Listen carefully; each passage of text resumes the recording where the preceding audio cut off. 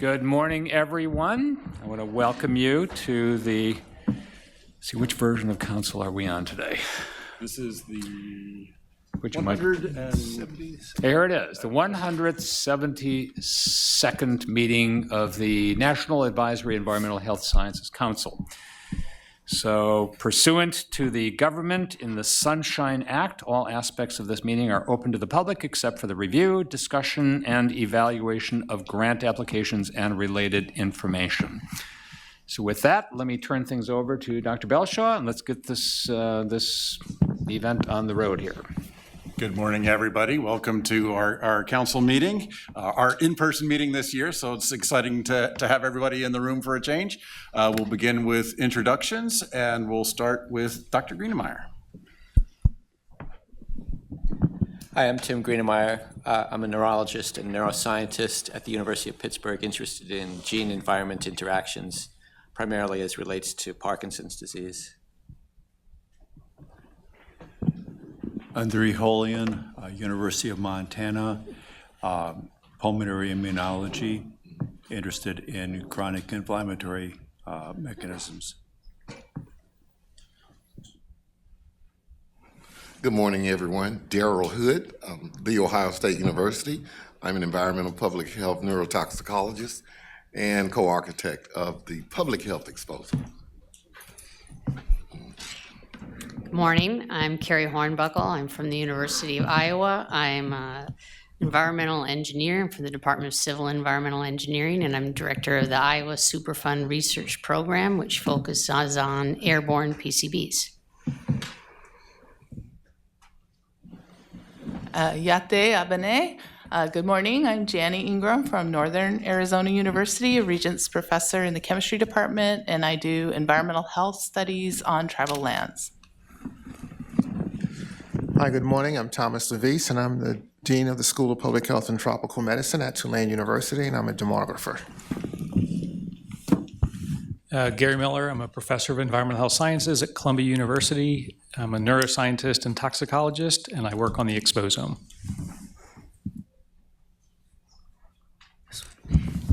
Hi, this is Julia Carroll. I am the Associate Director for Science at the Division for Environmental Health Science and Practice, Centers for Disease Control and Prevention.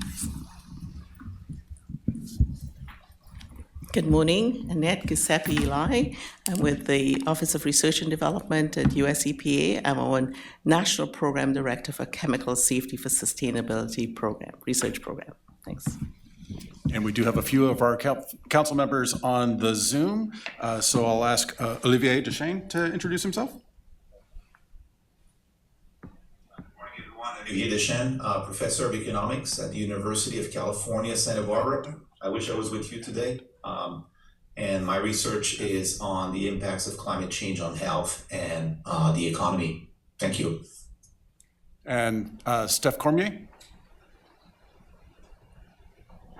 Good morning. I am sorry that I'm not here with you today, but I am happy to be on council. I am at Louisiana State University, and my expertise is in infant exposures and long-term airways disease, particularly studying airborne environmental pollutants. And Catherine Hoyo.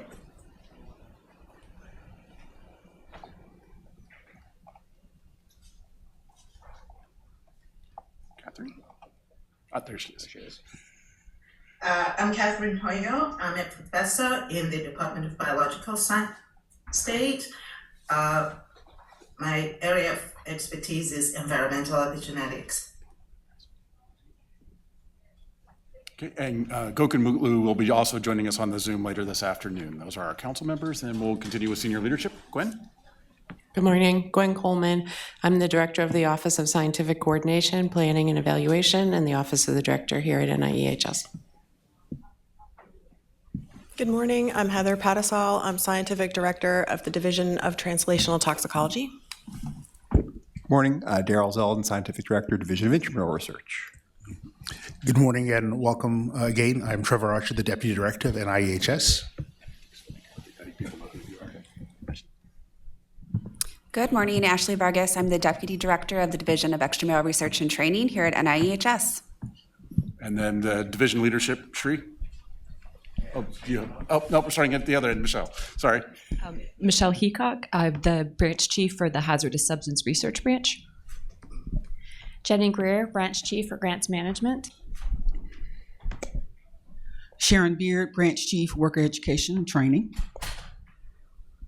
Good morning, Cindy Lawler, Chief, Genes, Environment and Health Branch. Good morning, I'm Sri Naradu, Chief of Exposure Response and Technology Branch. And we do have a few council members who are not going to be joining us today. Phil Bourne and Patricia Nez Henderson are both unavailable for council today, just to announce that. So we do have, as we know, a few people on the Zoom. So just starting with a review of some Zoom etiquette. This meeting is both being webcast live for public participation as well as Zoom for council members and NAEHS staff. So just a reminder to those on the Zoom to mute your microphone until recognized, and I will ask you to unmute yourself. Turn off your video just to spare bandwidth, and also turn off your VPN for bandwidth.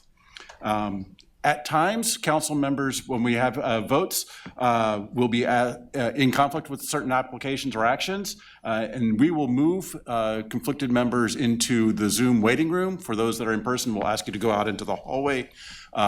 So there's no need to sign off of the Zoom. If you are in conflict, we'll put you into a waiting room and bring you back when we are moving on to the next action. Members of the public who wish to express views regarding any of the items discussed during open session may do so by sending an email to the council email address, which is on the council webpage, and that is national.advisory.council@niehs.nih.gov, and I will be monitoring that email throughout the meeting. When we have votes for council, that will be conducted through the electronic council book. It's a new version of the electronic council book this year, so hopefully everything will go seamlessly with that. If not, we'll go to the old-fashioned vote by hand, but hopefully everything will go smoothly with the electronic council book. You click on the tab that says Agenda for use during the meeting to get to the voting tab in the ECB.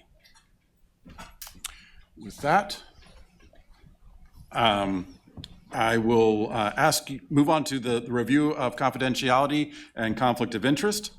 Policies and procedures for preventing conflict of interest and confidentiality of grant materials are contained in the conflict of interest forms, which were emailed to you this morning, also in your folders for those who are present in the room. The email came from Ms. Valerie Bartlett, for those who are online. That conflict of interest states, this certifies that in the review of applications or projects conducted by the National Advisory Environmental Health Sciences Council on June 3rd, 2024, I absented myself and I did not participate in the discussion of nor vote on any applications or projects in which I, or to my knowledge, my spouse, minor child, or close professional associates have a financial interest, nor on any applications or projects from an organization or institution where I am an employee, consultant, officer, director, or trustee, am negotiating for employment, or otherwise have a financial interest. In council actions in which we voted on a block of applications or projects without discussing any individual one, the en-bloc actions, my vote did not apply to any applications from any institution fulfilling the criteria in the preceding paragraph. Members should please sign that certification and either hand it or email it to Valerie Bartlett. Thank you for that. And now, our first action for council. If you could log into the ECB, council members. The minutes for our February council meeting are on the NIEHS homepage. And council members were asked to review these minutes in advance of the meeting. They are also included in the electronic council book for your review. If you all can log into the electronic council book, and if I may have a motion to approve the minutes of the February meeting. Thank you, Dr. Hood. May I have a second? Thank you, Dr. Greenemeyer. If council members could please vote.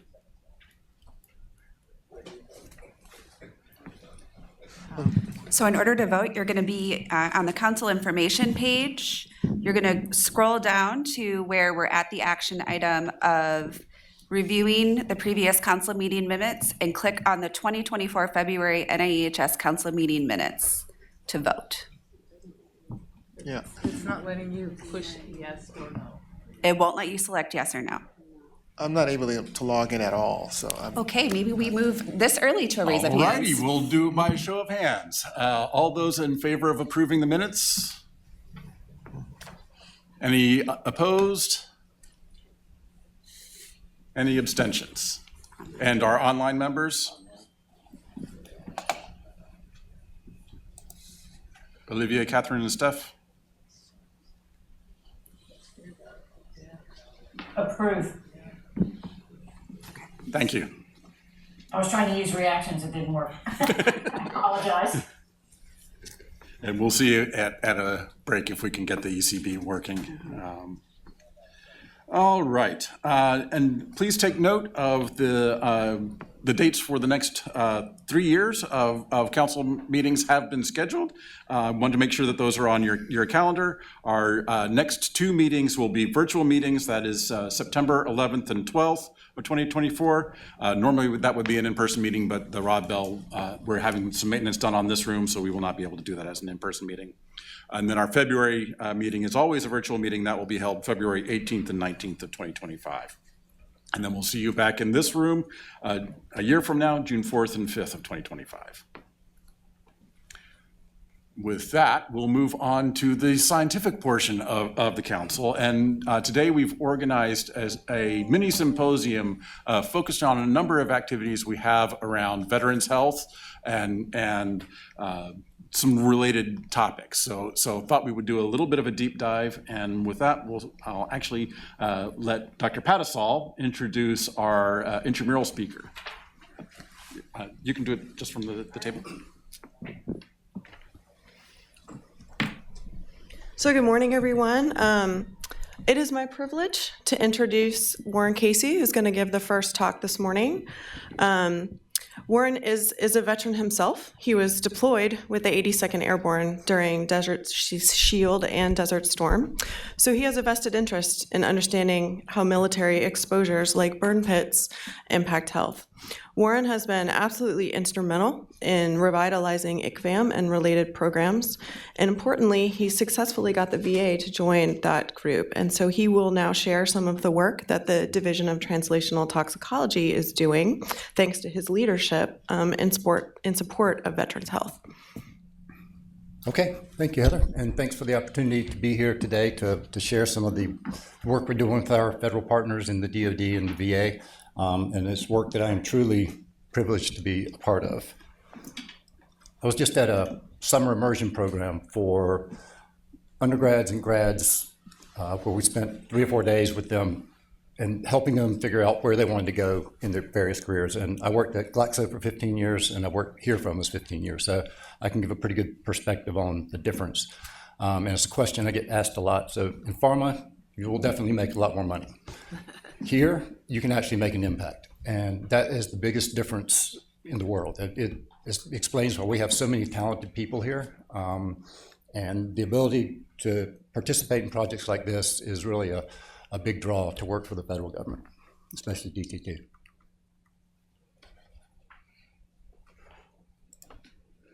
Okay, so this is the mission of the DTT. To improve public health through development of data and knowledge that are translatable, predictive, and timely. And what that means to me is human relevant, the translatable and predictive. Even though we are NAEHS, we're not focused on ecotox, we're focused on how the environment impacts human health. And we have to be impactful. We were originally established in 1978, basically to run cancer bioassays. And we've run over 700 of those. And I think those results have absolutely had an impact on risk mitigation.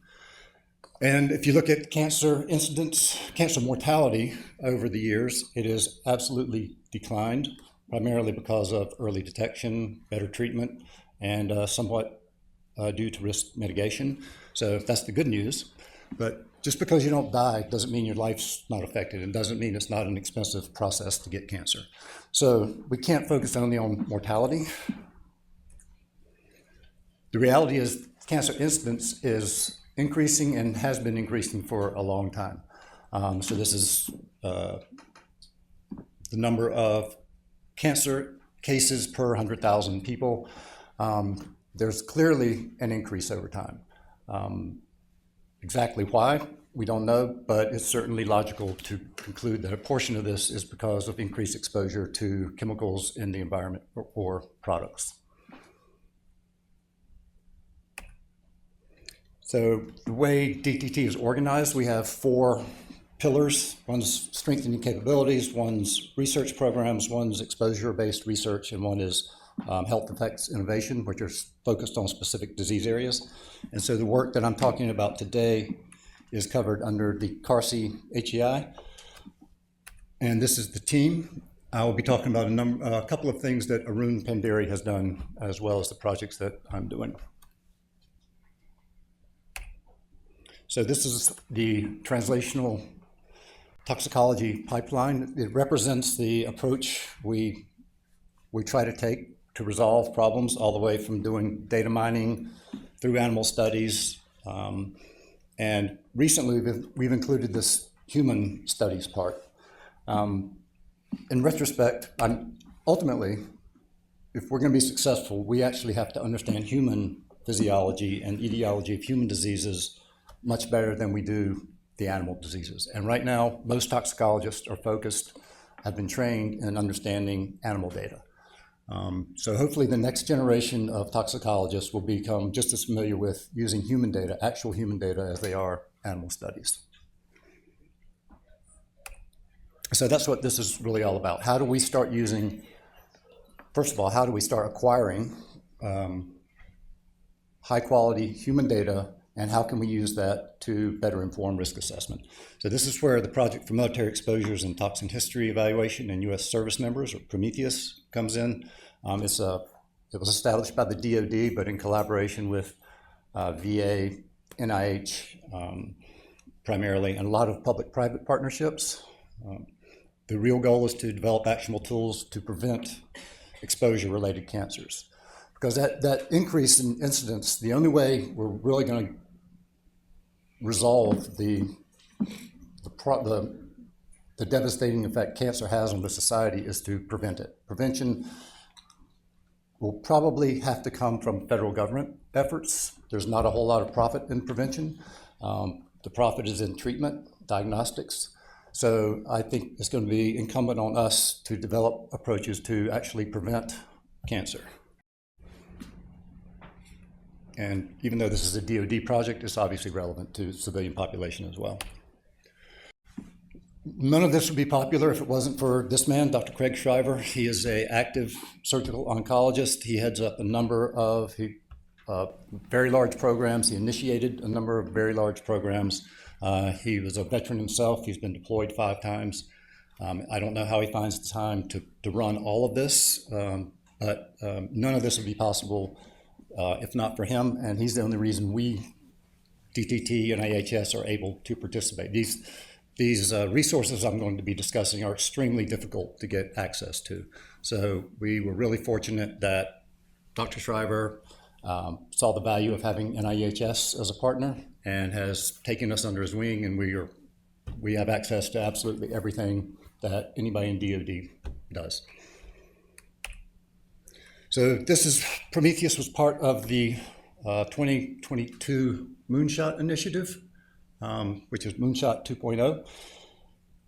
It's a specific $47 million was allotted to Prometheus and Apollo, which is a related project that I'll be discussing.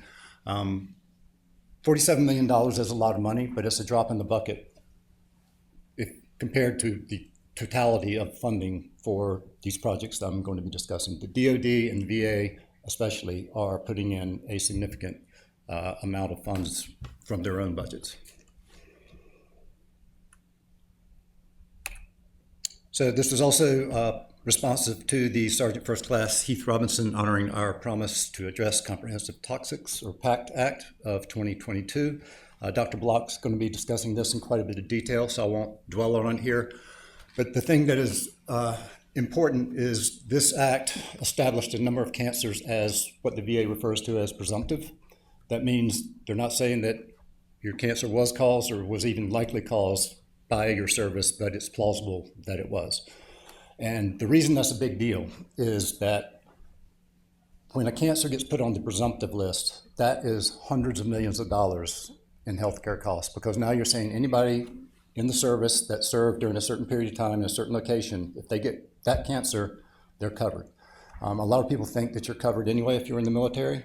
That's only true for retirees. If you were served 8 years, got out and got cancer later, that historically that's just been too bad, even if your cancer was related to your service. It's very, very difficult to prove that. So what this act did was reverse that and said, we will take responsibility, we will label a number of cancers as presumptive. And from a research standpoint, that really clears the way to start doing open, transparent research using the DoD and VA resources to look for connections between those exposures and the cancer. Because now that's already been established and there's no, sensitivity around finding a connection. Now it's going to cost the government hundreds of millions of dollars. That's already been done, so we can look for the connection. And Prometheus is actually not one program, it's an umbrella of programs. So I'm going to be discussing the programs I'm involved with today, but there are many others. There are a lot of partners throughout the whole ecosystem. And we do take advantage of existing resources that are funded by DoD, VA, and NCI. Probably the most significant is this the Department of Defense Serum Repository. So since 1986, if you're in any branch of the service, you get your blood taken when you enroll. You get your blood taken every 2 years following that, and before and after every deployment. And all those vials are collected, stored in a physical location. And right now there's over 70 million samples from over 10 million people, and they're actually cataloged very well. You can actually type in my name and I can know exactly where my vials are located. So it's a highly efficient system. They're stored at -30, which is not ideal, but that's one of the limitations we have when dealing with the samples is how they've been stored. But it's really a phenomenal resource. So obviously, I think everybody can appreciate the value of, if you know the outcome of a service member on their health records, you can then take their longitudinal serum samples and try to look for markers of exposure. You can look for early biomarkers of cancer. What I'm particularly interested in is the pre-neoplastic biology. What happens before you get the tumor? Once you get the tumor, the early detection is too late. What's happening before that? How can you relate potential exposures to disease in a quantitative way where you can start seeing an increase of risk based on a quantitative increase of a particular biomarker, and then potentially mitigate that risk by transferring the person to a different environment. The other resource is this Veteran Military Occupational Environmental Exposure Assessment Tool, which has just recently come online. You go online as a veteran, you fill in a more detailed explanation of what you've been exposed to, where you were, all the details around that. For the project I'm going to be discussing today, what we've done is taken it a step further. We've got a bespoke model of the VMOT developed, and we will have trained staff members administering the VMOT. That really helps ensure a uniform response, because people can interpret questions different ways. And if you have somebody administering the questionnaire, you can also follow up on specific questions. So that in itself is a tremendous resource. We could be talking up to 5,000 people being questioned. The other resource we've taken advantage of is something that's already been published, 2 supplemental journal sections. Is the Military Biomarkers Research Study, which did a lot of kind of the groundwork for us. They looked at the feasibility of using the stored samples. How far back could you go to use metabolomics, to use microRNA? Then they looked at the association between exposures and biomarkers. They were actually on the ground with beside burn pits, taking blood from people in the area, seeing where their location affected the different biomarkers. Then they looked at the relationship between those biomarkers and health outcomes. They did not look at cancer. Then, I think really interestingly, they investigated the use of an in vitro biomarker. So using a cell system, exposing a cell system and seeing the same biomarkers they saw in the human serum. So you can imagine if this continues to be successful, you could do a wide variety of exposures and then predict what markers we should be looking for in human serum. This is the other major resource, which is the Applied Proteogenomics Organizational Learning and Outcome Network. So ever since 2016, with the first cancer moonshot, anybody in the military healthcare system, so active duty service members, their family, or veterans, if they're diagnosed with cancer, they have the option to enroll in this program. And the tumor is taken, whole genome sequencing is done on the tumor, proteomics is done, whole genome sequencing is done on non-diseased tissue, and also 50 mils of blood are taken after diagnosis but before treatment. So far, they are looking at over 8,000 human tissues, and this came out of a program called the Clinical Proteomic Tumor Analysis Consortium. So this is that off-branched with the DoD, VA, and NCI into this Apollo program. So these are the existing Apollo efforts. The one in blue, the pan cancer, is the one that I'll be discussing today, the one we're tied into with Prometheus. So this is probably the largest of the Prometheus programs. It's pan cancer. It's focused on deployment-related exposures. I think that's an important point. And the other important point is that it includes both active duty and veterans. So if you were diagnosed while you're on active duty or if you were diagnosed while you're a veteran, you can be included in this study. And basically what we're looking at is blood sample taken when they entered the military, blood samples taken before and after 2 deployments, and then the blood sample was proximal to diagnosis, as well as the blood sample taken for Apollo.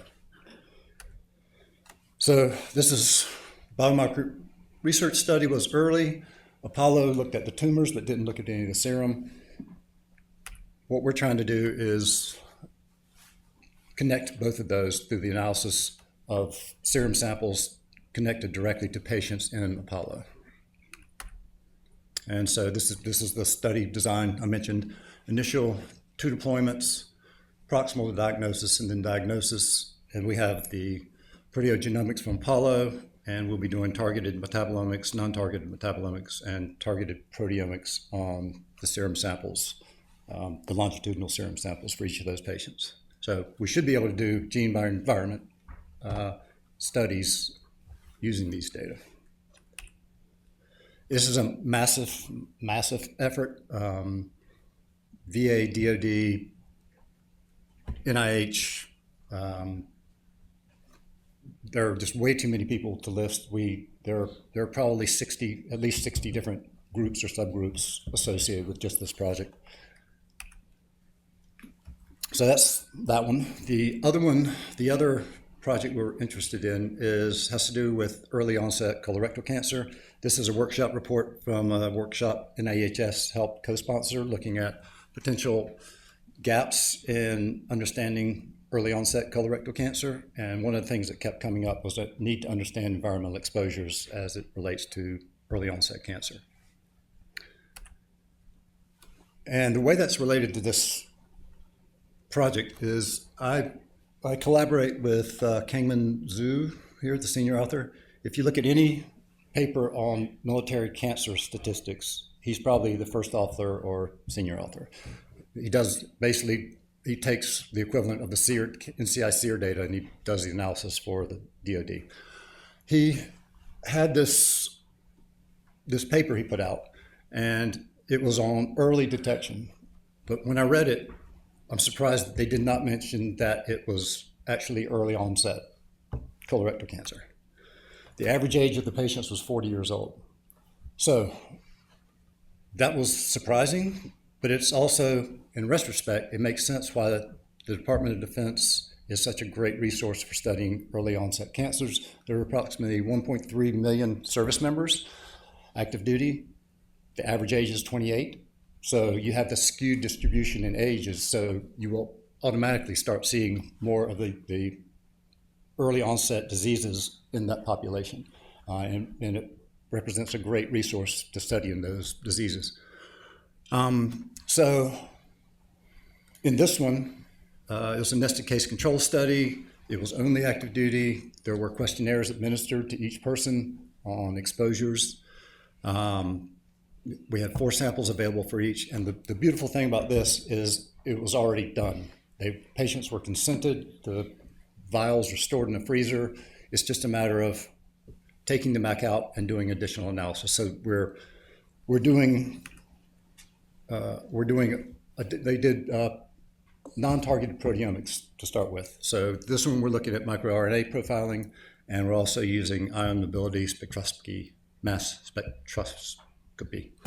It's a way to get higher resolution separation of metabolites or chemicals such as PFAS. And that's going to be done by Aaron Baker at UNC and Yvonne Rusin at Texas A&M. Then the next study is looking at early onset breast cancer. So the average age of active duty service members being diagnosed with breast cancer is 40. Again, not necessarily because of their service-related exposures, but just because of the age distribution. And the other thing about early onset breast cancer is it's being now proposed as etiologically different than the same molecular type cancer, breast cancer, diagnosed at a later age. So they're starting to become recognized as a whole set of different diseases. The prognosis is worse. You have a higher incidence of triple-negative breast cancer, which is extremely difficult to treat. You have a higher incidence of HER2 overexpressed breast cancer, which is also difficult to treat. You typically are diagnosed with more invasive, a later stage, so it's a much more aggressive type of cancer. And as I mentioned before, even if you survive, it changes your life forever. It's not just like I had cancer, I got treated, and then my life goes back to normal. And interestingly, African American, Asian, and Hispanic females are significantly more susceptible to getting early onset breast cancer, and it's not just access to health care. There's something else going on there, and they have poorer outcomes as well. So there's an opportunity to really study a disease that affects a lot of women, but especially minorities. So the difference with this study, I should say that the other studies have all been funded, they're underway. This one we're still developing the protocol. And so this is my wish list, but we are only going to include active duty service members, people who are active duty at time of service. That way we have a continuity of understanding any exposures, because if you use veterans, you don't know what happened in the 10 or 15 years after they left service. So we're only using active duty. It's deployment agnostic. We will find out about their deployment, but we're not selecting anybody based on their deployment. Hopefully we can use the biomarkers to tell us who was deployed and who wasn't. And what's really unusual and unprecedented is we'll be requesting all samples per individual. So that could be on average 10 to 12. And the reason that's unprecedented is because the DoD-SR is an extremely valuable resource and it's a finite resource. So they typically only give 4 samples.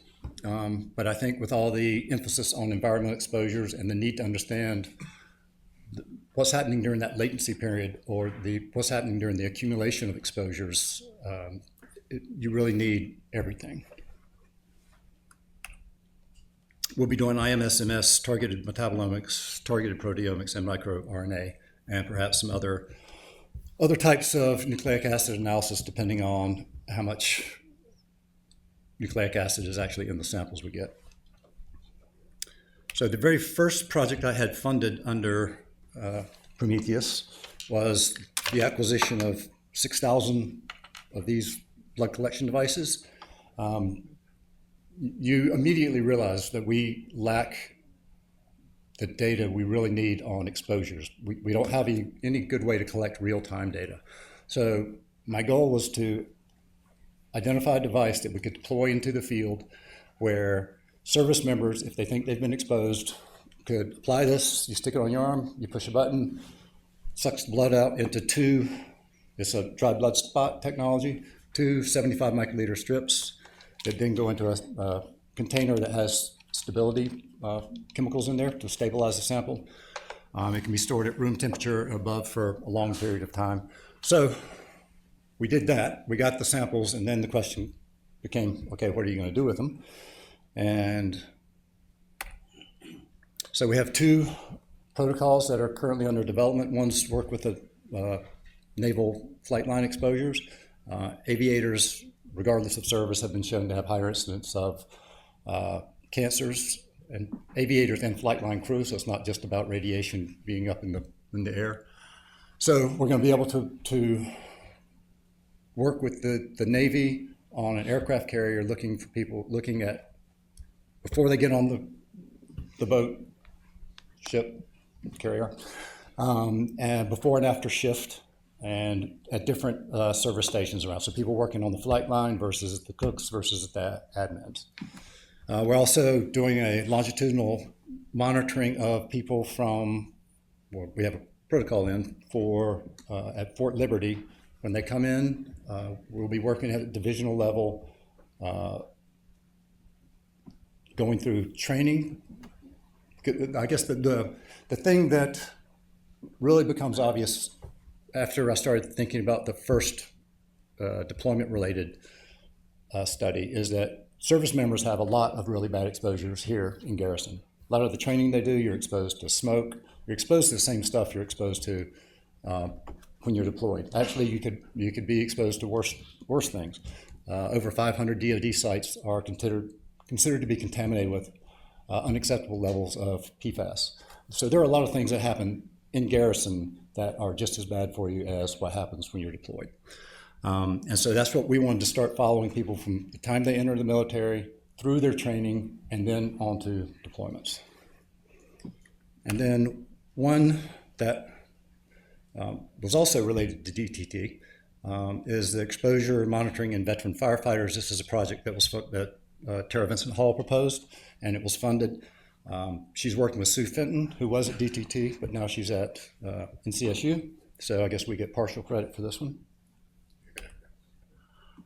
And there are a couple of projects that Arun Pandiri is working on. These aren't Prometheus projects, but that connection to Prometheus allowed him access to other resources, and especially the Joint Pathology Center and some other work that the VA is doing. So he was able to parlay the Prometheus introductions into additional projects for DTT. He's very interested in looking at mutational signatures associated with exposure to carcinogens. And 2 of the projects he has are one with the VA and CDC, which is looking at mutational signatures in tumor samples from Camp Lejeune and comparing those to tumor samples from Camp Pendleton, which was the control base. It didn't have the same contamination issues that Camp Lejeune did. And he's also working with the Agent Orange Registry, the Joint Pathology Center, to look at mutational signatures associated with exposure to Agent Orange. And he's doing the same studies in rodents. So the idea is to be able to see if we can use the rodents as a model to understand what biomarkers could be predictive in humans, and then look for those. That's the end of the presentation. I really want to thank a couple of different people. One's program operations here at DTT. Everything we do is done through contracts or IAs. Nothing happens without this branch getting involved. Michelle Huth's the branch chief. Matt Stout went to heroic efforts to get the initial IA in place. He did it in mid-September, which is right at the end of our fiscal year, and nobody wants to open their books or close their books.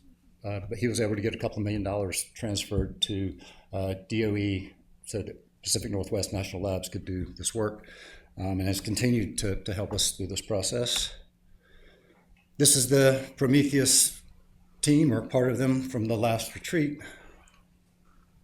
And I'm happy to take any questions.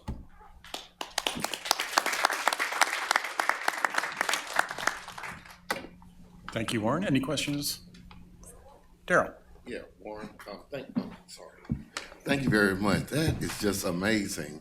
And thank you for all that you do. And Prometheus has a bright future, I see.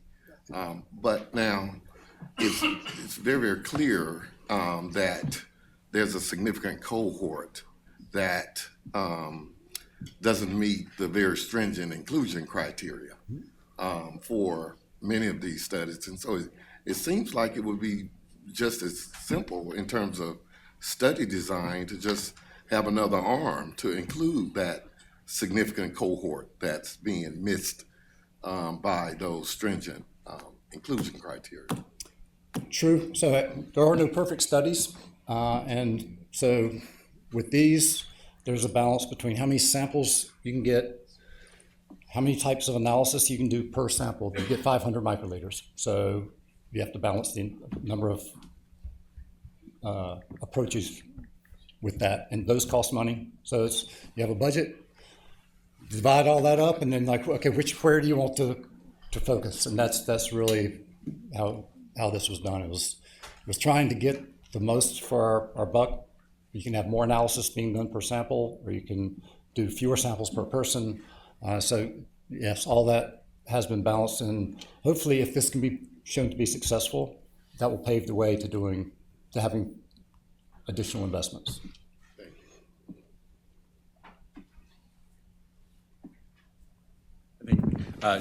Jenny, and then Yulia, and then Gary. I just was wondering, thank you, it was a really interesting presentation. So just your breast cancer slide that you had parsed out the different ethnic groups. I was wondering if there's any shot of also parsing out Native American folks. I know the numbers are probably low, but as far as percentage, the percentage of Native Americans that go into the military is quite high for, if you look at the denominator. So I think it could not just as far as military exposures, but just also maybe shed some light on cancers within that ethnic group. Often it's in the other category, and so it just gets mixed in with everything So the answer else. is yes. And I just grabbed that graphic from a publication, but we plan to include all minorities as a focus group because they are disproportionately affected. And as you mentioned, they all have a higher percentage. They represent a higher percentage of the military population compared to the general population. So it's an important aspect. Thank you. Hi, this was a very interesting presentation, and thank you for mentioning the work with CDC again. I wanted to ask you at the beginning, you were talking about biomarkers of exposure, and I saw the picture of the burn pits. Do you have more work on it? And a second question is your division doing also work on biomarkers of exposure related to wildfires and translational research in wildfire toxicology? As far as I know, we're not looking at human biomarkers. We don't have any existing studies directly measuring samples to look at biomarkers of exposure, but Heather may be aware of some that I'm not. Certainly, we're doing the research. We can do the literature review in that area. But as far as I know, we're not actually analyzing the samples. As far as biomarkers of exposure, we just had a talk from Jesse Salk, who was the founder of Twin Strand, now he's a consultant. He's got a couple of YouTube videos online that are just amazing, looking at very quantitative mutational signatures that are associated with very specific exposures using error-corrected duplex sequencing, which is about 1 million times more sensitive than next-gen sequencing. And it really just eliminates the noise. And at least for firefighters, he's done some remarkable work showing that you can actually get the quantitative increase in certain biomarkers before you ever get cancer. But in all cancers, at least the ones they're looking at, those biomarkers are heavily present. And so that represents a potential, if you can draw a threshold here, once it gets above this, then you're at increased risk. That would be the prize. Yeah. I just want to comment on some of the serum repository work. So I was at Emory when Dean Jones's group did a lot of that. And even with this, the temperature not being ideal, it was remarkable how consistent that was. And I think it's something to think about, even like with the project with the ion mobility work, is that work that Dean's group did was performed over 9 years ago. And the mass spectrometry is already so much better. And I think as a follow-up to the ion mobility work being done, going in and doing some of these other techniques that use more like the GC-based Orbitrap, I think can really help get into some chemical space that isn't going to be captured on the ion mobility. But I mean, but it's still like the resource of that serum repository is just amazing. And I think there's a lot to be tapped from that. Yeah, and thank you. And what I didn't mention is that we do plan to do that. So I developed a list of 300 chemicals of interest. So they were carcinogens listed by NTP, IARC.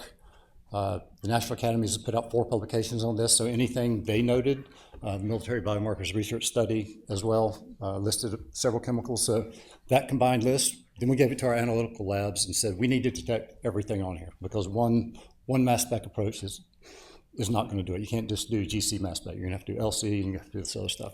So NAEHS GTT paid for the acquisition of all those chemicals. They're now developing the methods they need to detect all of those. So if we don't see them, we'll be able to say it's because they weren't there, not because we weren't able to detect them.